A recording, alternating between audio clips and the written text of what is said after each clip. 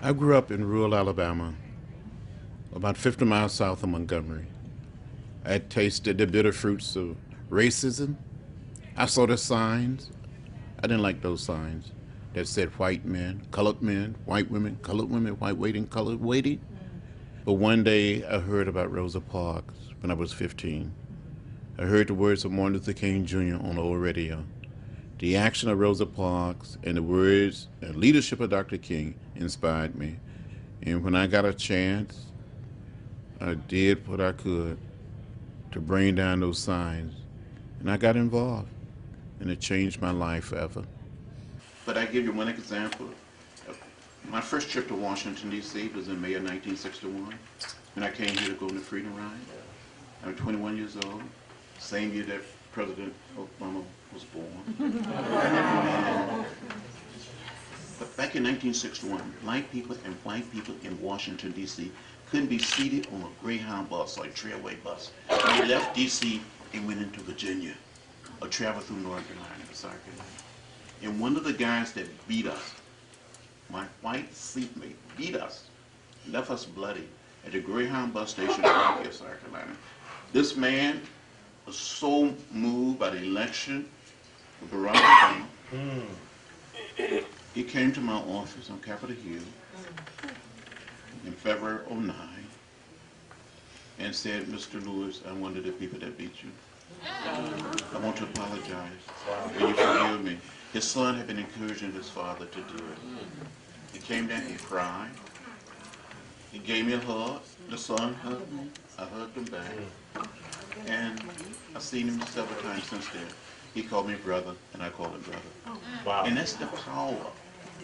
What you call redemption, reconciliation. And if we can do it on just a small scale, maybe we can do it. So we got to learn to live together, as Dr. King said. I only want to say this because I was so moved by what you said. I feel like I want to cry. You go ahead, cry. Sweet Honey in a Rock was a song Bernice taught us. And as we were singing, Carol, I think it was Carol that said, that sounds like a great name for the group. And we said, okay. We took the name on. But you know, there are many references in the Bible to honey being in a rock. And the honey is always referred to as something that's satisfying, telling the Israelites. It's rock. I always think it was, the honey is in Iraq.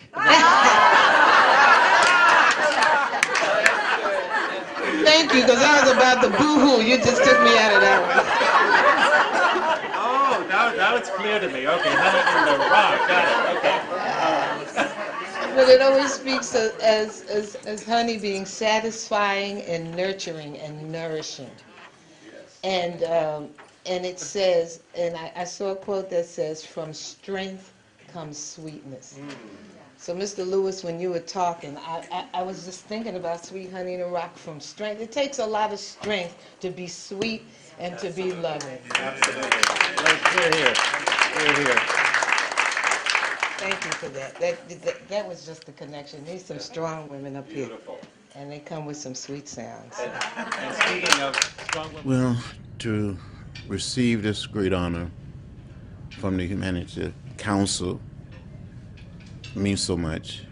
I feel more than lucky. I feel very blessed. It's very moving to be honored by the council. The council is like a living spirit. It tells us not to forget. It's the embodiment of the hopes and dream and aspiration of all of us.